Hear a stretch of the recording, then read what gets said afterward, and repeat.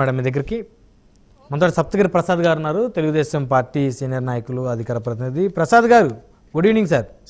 Sir good evening sir. మీకు ప్యానెల్లో ఉన్న పెద్దలందరికీ కూడా హృదయపూర్వక నమస్కారాలు సార్. సో మొత్తానికి ఒకరికి ఒకరు, ఒకరి కోసం ఒకరు అన్నట్లుగా ఉన్నారు. టీడీపీ, జనసేన, బీజేపీ మూడు పార్టీలు కూడా.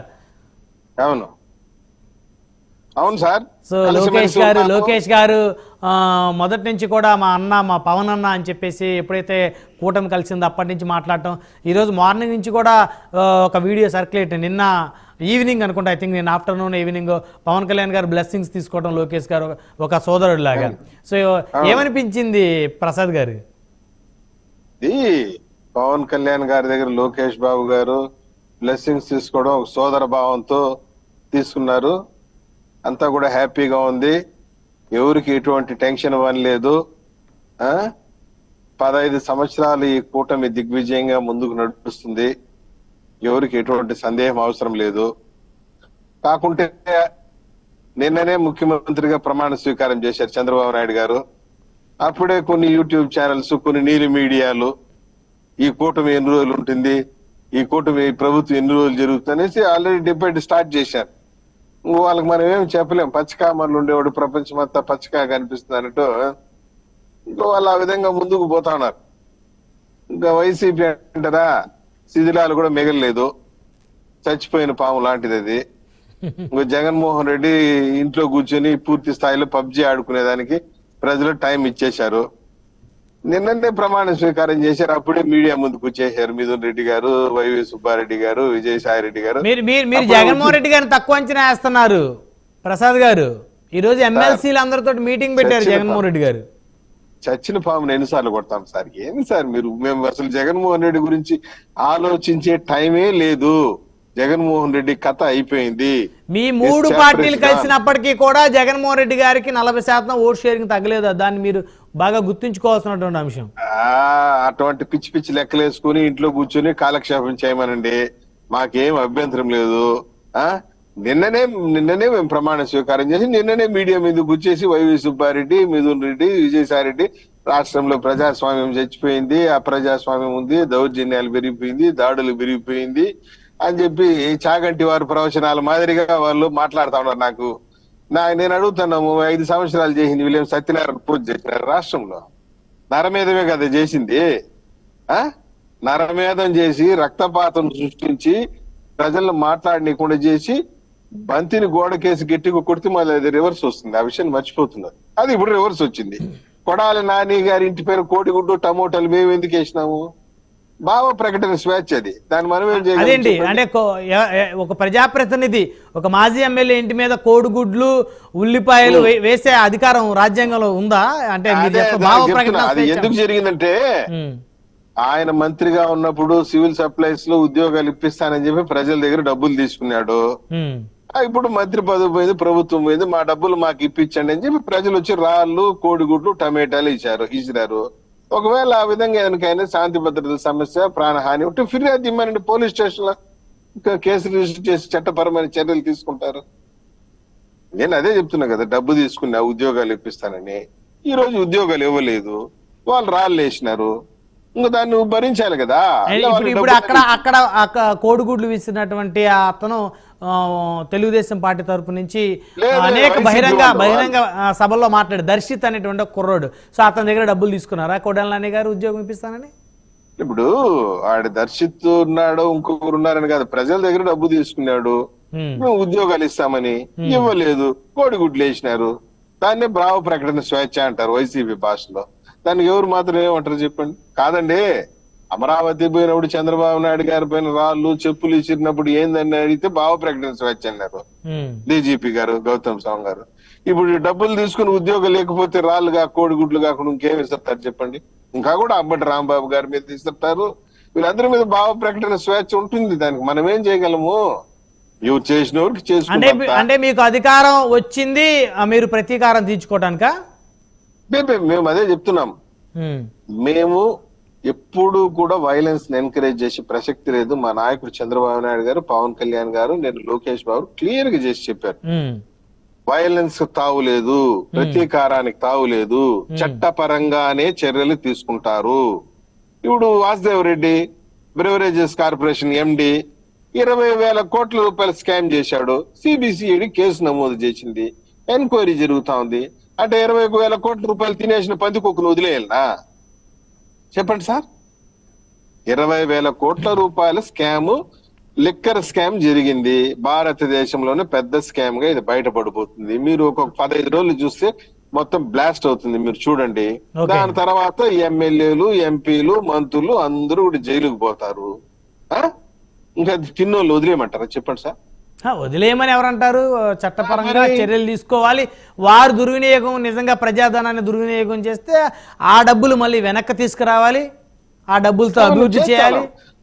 ఆ ఏర్పాట్లే జరుగుతా ఉంది.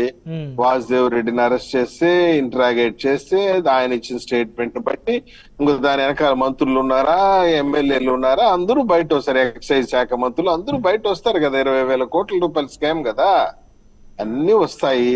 ఇట్లాంటివన్నీ పక్కదారి పట్టించే దానికోసం ఈ కూటమి ఎన్ని రోజులు ఉంటుంది అని రభస. ఎందుకు వాళ్ళకి అన్ని డౌట్లు? ఎందుకు వస్తుంది మీకు ఇట్లాంటి డౌట్లు? కూటమికి ఏమి ఇబ్బంది లేదు. 15 సంవత్సరాలు అప్రతిహాసంగా సాగుతుంది. జగన్మోహన్ రెడ్డి గురించి ఇంకా ఆలోచించాల్సిన పని లేదు. అది చచ్చిపోయిన పాము. దాన్ని మళ్ళీ కొట్టేంత టైం, ఓపిక మాకు లేదు. మాకు చాలా పెద్ద మ్యాండేట్ ఉంది. ఈరోజు చంద్రబాబు నాయుడు గారు మెగా డిఎస్సి పైన చెప్పిన విధంగానే మెగా డిఎస్సి పైన సంతకం పెట్టడం, అన్నా క్యాంటీన్లు, పెన్షన్ జూలై 1వ తేదీన 7,000 రూపాయలు పెన్షన్ ఇవ్వబోతున్నారు. 7,000 రూపాయల పెన్షన్ ఇవ్వబోతున్నారు. హామీలని పెద్ద పెద్ద హామీలు ఇచ్చారు ప్రసాద్ గారు. ఈ హామీలు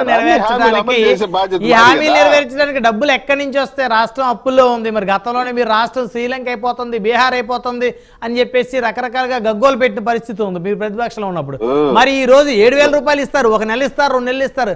ఇది ప్రతి నెల 4,000, అంటే ఆ 3,000 అంటే పాస్ట్ నెలలో ఏతుంది. సో తర్వాత ప్రతి 18 సంవత్సరాలు నిండిన ప్రతి మహిళకి 1,500 రూపాయలు ఎక్కడి తీసుకొచ్చిస్తారు? ఉచిత బస్సు, ఆర్టీసీ ప్రయాణం ఎక్కడ కల్పిస్తారు? మరి అమ్మఒడి కింద ఎంతమంది పిల్లలు ఉంటే అంతమందికి మరి ఎక్కడి నుంచి తీసుకొచ్చిస్తారు? ఇవన్నీ ఎలా సాధ్యం అవుతుంది సార్? ఇప్పుడు ఇవన్నీ సాధ్యపడుతుంది కాబట్టి క్యాలిక్యులేట్ చేసి ఒక ఎకనామిస్ట్ గా ప్రకటన ఇవ్వడం జరిగింది. ఇచ్చిన హామీ మేరకు అన్నా క్యాంటీన్లు అయితే ఏమి, 4,000 రూపాయల పెన్షన్ అయితే ఏమి, మిగతా హామీలు మెగా డిఎస్లు అన్ని కూడా చేసే బాధ్యత మాది. నిన్ననే కదా, 5 రోజులు కూడా కాలేదు కదా ముఖ్యమంత్రి గారు ప్రమాణ స్వీకారం చేసి. ఛార్జ్ తీసుకుని 5 గంటలు కూడా కాలేదు కదా.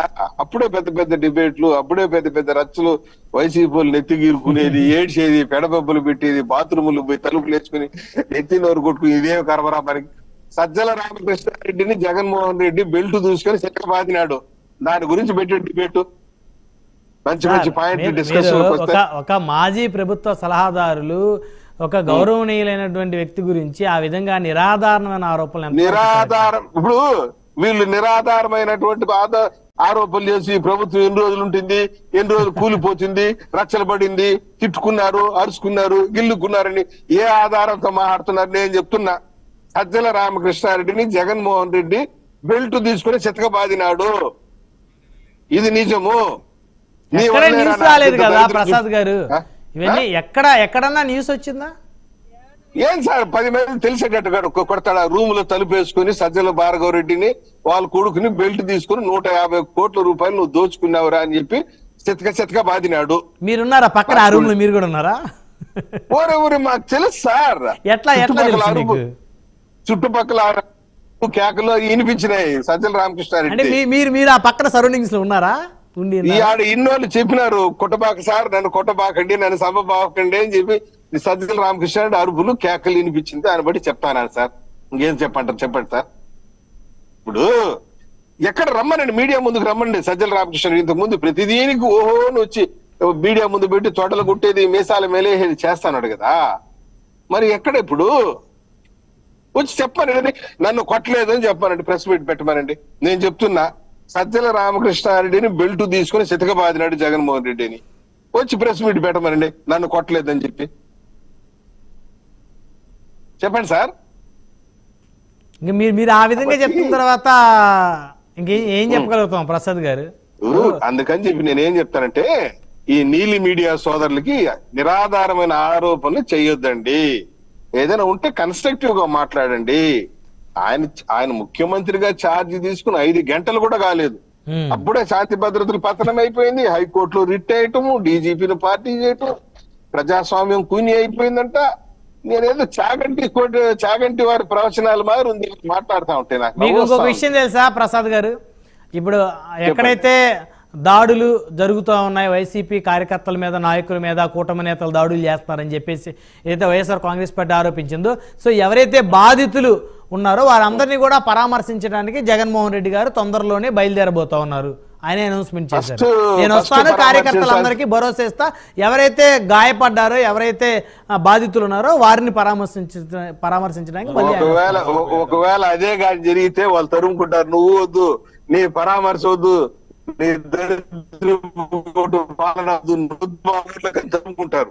5 ఏళ్ళు తాడేపల్లి కొప్పలో మొద్దు నిద్రపోయి పబ్జి గేమ్లు ఆడి మమ్మల్ని శతకబడితే, నీ వైసీపీ కార్యకర్తలు మమ్మల్ని శతకబడేది, నువ్వు మమ్మల్ని పరామర్శించేది.